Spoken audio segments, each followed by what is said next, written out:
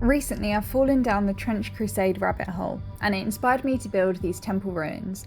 I think it would work great as terrain for Trench Crusade or also a D&D campaign, so let me show you how to make it. I used a bunch of foam offcuts I had lying around, some cardboard, and this double-sided tape that's become one of my favourite tools. First thing was figuring out the general base structure.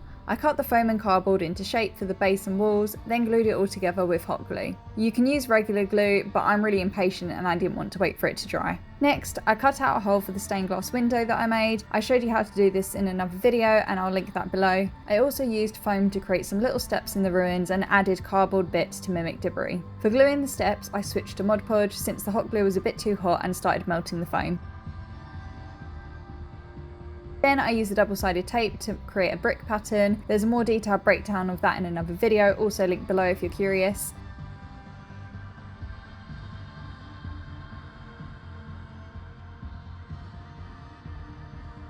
I grabbed some different rocks and textured materials to bring the ruins to life. I brushed on a thick layer of Mod Podge and then sprinkled on the mini rocks for the natural look. To prime everything and add more texture, I mixed black acrylic paint with sand and gave the whole piece a gritty base coat.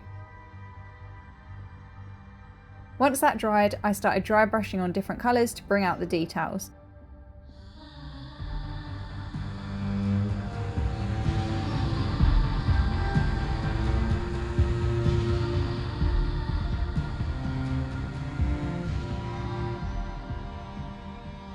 I also used an oil wash for extra depth and contrast, video linked below on how to do that.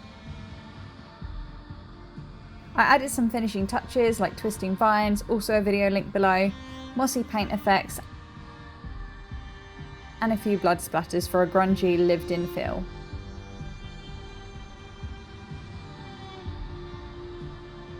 To wrap it up, I used some scattered foliage to really sell the idea that these ruins have been abandoned for a long time. And that's it. I hope you enjoyed this video, and I'll see you in the next one.